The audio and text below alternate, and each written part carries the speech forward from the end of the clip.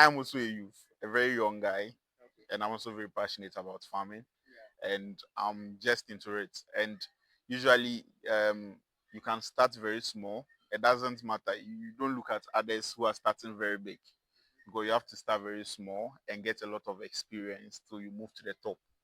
So don't rush yourselves. Just take your time and move slowly, and you'll be okay.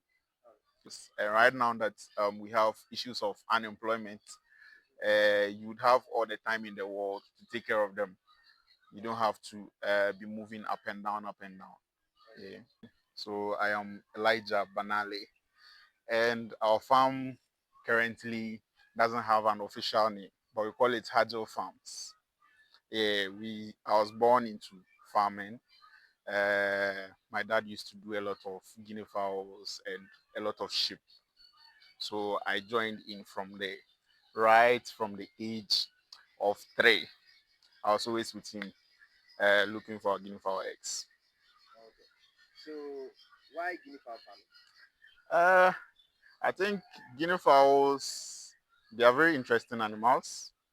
And between guinea fowls and fowls, I prefer the guinea fowls because they have less disease and they are very tolerant to other diseases, unlike fowls, and they lay a lot. So far as they are getting very appropriate feeding, yeah. So it's much easier to do guinea fowls than fowls for me. Yeah. So when starting up a guinea fowl farm, what do you think you would need to start up a guinea fowl farm? Uh, I might say you need the feeding because the initial this thing you need a lot of feed to get them to grow because you need them to grow to their max. Yeah, before you can start introducing your alternative sources of feed.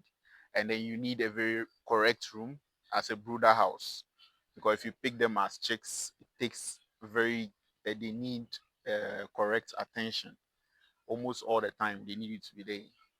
So you need the brooder house and everything. So you also need some money because purchasing the eggs and then the cost of incubation and all that, Yeah. you need some amount, substantial amounts of money to be able to do that.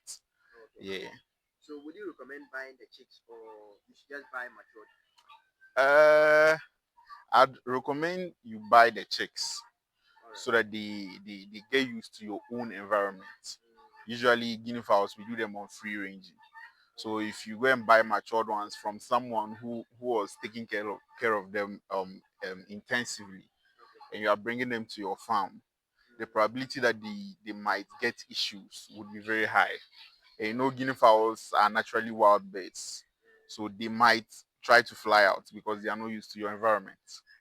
Yeah. So talking of them being wild birds, what Yeah. would you say some of the challenges are in guinea fowl farm? Yeah, the fact that when they get to the laying stage, Okay. they start to fly out. They try to get very conducive places for themselves to lay. Yeah, so probably some people cover their places with nets from the top, from above, and others also clip the wings to avoid them from flying. Okay. Yeah. So aside them going out to free range and feed, do you still supplement with your own feed? Yes, I also give them their own feed. I buy some layer mash sometimes and also broiler mash. And we also give them azola. And behind me, we have a brachyria field over here, which is mixed with napier. So they go inside there and they forage the whole day. Mm, Yeah. okay, so let's talk about diseases. I know you mentioned guinea fowls are resilient, Yeah. but in terms of disease, how do you handle disease on your farm? Usually we try to avoid the disease in the first place. So we go the natural way first before we try artificial sources. But the natural way you can go, we usually go for the pawpaw and the pawpaw seeds for their deworming, and then we also try swaka leaves. That's bitter leaf. Mm, Yeah. And then for if it's any secondary bacterial infection, sometimes we go for Marisol. all right. Yes. Okay. So I would like to ask because looking at guinea fowls, they are not like normal fowls that you can distinguish a male from a female. Yeah. So in terms of identification, how do you really identify a male guinea fowl from a female? Yeah, usually we use the sound. Okay. Yeah, and with the local ones, with the local type of guinea fowls, the males are usually bigger than the females. That you might see it will be very obvious. But Okay. with the Belgian breed, All right. they are usually always big. So we use the sound for that. So the males, the females, some of them make like the sound they are making behind me right now. Okay. There are a lot of females there. All right. Yes. So is it advisable to have more males, or like in terms of comparing them, do you have more females to lesser males, or how does it work? Yeah. With guinea fowl farming, it's best to have more females More and then females. less males. Okay. Yes, because in actual fact, sometimes one male can service up to 20 or 30 females. Wow. Yes, but when you have a lot of males in the farm, you end up getting a lot of table eggs. They will not be fertilized. Oh, okay. Due to the fact that they will be fighting. Yeah, they keep fighting. Okay. Yeah. So also, what was the form of system that you do practice here Um, in terms of housing? I would say it's both intensive and extensive. Okay. So Sometimes more we like lock them up. semi-intensive. Yeah, semi-intensive. So Okay. sometimes we lock them up, and sometimes we just open them to free range. Mm. Yeah. So what are some of the benefits that free range comes with? Because I can see them, the graze on the floor that you created. Yeah. So with the free ranging system, they pick different types of um, grass Mm. because it's just not the brachyria and the napier that is growing inside there. We have other types of grass. We have the pigeon pea that is also growing at the other side. Okay. So we have different things for them. They select. You know, guinea fowls are selective eaters. Okay. They pick. Mm. They don't just pick anything.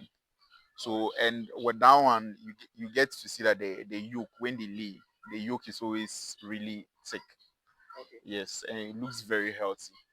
All right. Yeah, unlike just locking them up and feeding them always. With the locking up and feeding always, usually you get a lot of table eggs from there. You Okay. don't get a lot of fertilized eggs. And also, cost-wise, Cost is wise, going to be lesser to it's manage. going to be lesser to manage. Oh, okay. Yeah. Then that's fine. So would you say guinea fowl farming is profitable? Yeah, it's very profitable.